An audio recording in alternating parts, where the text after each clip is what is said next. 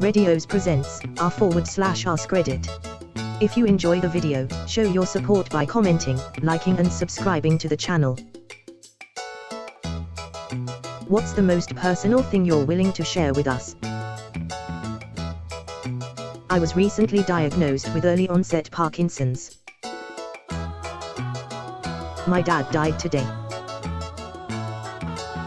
I'm 31 and still have 2 baby teeth.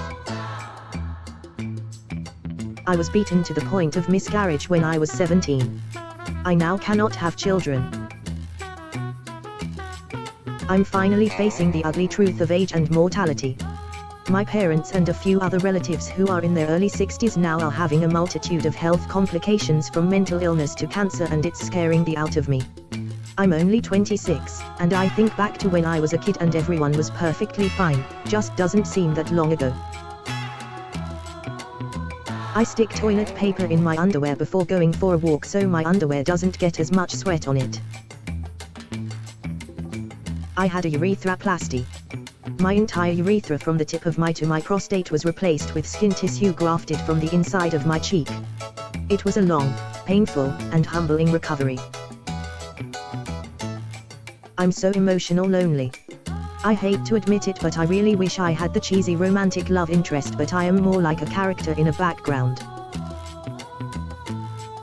I'm 3.5 years into the career I dreamed about as a child and I can't stand it anymore. I have no backup plan and I feel guilty that so many people I cared about cheered me on to follow my dreams. Edit. The field is graphic design and I've just started working at my 3rd company. What I am most struggling with is the work we are assigned to do is dull subject matter and all creativity is sucked out by client amendments. Throughout all the companies the design team is villainized by the more client-facing roles and sales teams, with their team leaders often accusing us of insubordination for trying to uphold the brand guidelines. We work long extra hours with no reimbursement or praise and I'm really feeling the burnout. I'm afraid I'm gonna be stuck at my job for the rest of my life because I don't know what else I'm good at. It's not a bad job but it doesn't really pay great and the hours are odd. It's not really something I want to be doing for too much longer, but what else to do? I think my dad could be struggling with something. He's a pretty reserved guy who keeps to himself most of the time and likes to be alone often. I'm so alone. I'll take whatever form of affection I can get, even if it's from someone I shouldn't be associating with. And I can't stop myself. Edit. Thank you all for being so nice and kind to me. Made my day 10 times better. I wish all of you only the best in life. Edit 2. Guys, I can't even keep up. I really am crying now. I really don't want to say except thanks to all of you who have helped me. Doesn't matter if it was a little or a lot. You guys are amazing. I haven't had depression, that I know of, for years, but I wildly fantasize about dying. My dream is to drive or take a train to a city at night, buy some snacks, eat them on the overpass as I watch the lights and then jump off, inevitably leading to my death. It gives me excited butterflies thinking about it and I don't know why. Had the fantasy since I was 14ish. I'm now 22. Never told anyone until now. Edit. I appreciate all the concerning comments but I don't think I'd ever go through with it. I'm totally aware of how it would affect other people etc. It's likely the main reason I wouldn't do it. It's just a fantasy. I would love to run away for, like, a year, and just not give a about anything. As long as my kids wouldn't hate me and be cared for, and I didn't have any fallout in my marriage, I wouldn't cheat, I'd just go. And not worry about bills or politics or if I screwed my kid up too bad today. If this counts. I was evicted from my childhood home when I was 15. My mom couldn't keep the place up by herself after my brother moved out. She didn't know what to tell me, so she didn't. She had me take a bag with me when we went to my stepdad's for a weekend over the summer. A weekend turned into 2 weeks, turned into a month and turned into the entire summer. Finally she told me what had happened and because she didn't know how to tell me, she chose not to. I lost everything, and slept on stepdad's living room sofa for 2.5 years. It's one thing to have lost my material belongings that can be replaced like my computer, video game consoles and such, but I lost irreplaceable things like the memory box I started when I was 7, my childhood photos and all the dolls my dad had given me throughout the years. My dad has been gone 5 years now, and those dolls are something I wish, if nothing else, I could have saved. Edit. Thank you everyone for sharing and such. Yes, my mom did move with me to my stepdad's. She left all our things behind so she wouldn't draw suspicion, I guess. I talk to myself constantly. Sometimes I talk to myself in the mirror when I think I look good.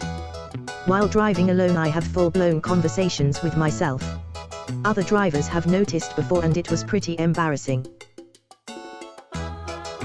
I got a call from Be The Match, the National Bone Marrow Donor Registry, on Friday. It seems I came up as a possible match for a 9-year-old boy with leukemia. I just finished signing consent forms and filling out the medical questionnaire today, and I have some further testing to confirm the match later this week. I have a fetish for caring for injured people. I'm not sadistic, and in fact I'd never be able to let go of the guilt for even accidentally hurting someone. I just get a sexual rush when I see even a moderately attractive person injured. I know it's normal to want to care for injured people, but my brain is straight up telling me to have with the person I'm caring for. I'm also studying nursing right now, so I'm worried that my fetish will affect my performance. Edit. I think I need to clear up some misconceptions. I am a girl, I am bi, and severity of injury turns me on more. I also will use my willpower and desire to avoid extramarital to avoid exploiting patients. I might show signs of arousal, be more insecure, be more clumsy, or even when I get home. Even then, I wouldn't bring up my attraction in any setting unless asked, much less have on the hodge. I can't control my coon, but I can control my brain and body. You can PM me injury pics if you want, it will most likely get me going, but don't do it to guilt trip me for something in return. My mother just kicked a hole in the wall. I'm on Reddit trying to calm down since none of my friends are awake. I feel like I'm overreacting when it comes to my mental health. I think I'm depressed or anxious. I've contemplated suicide multiple times, but I'm too scared to say anything, especially to any professionals, because it might not be good enough. My boyfriend is abusive. 2 weeks ago, he choked me out while we were showering together.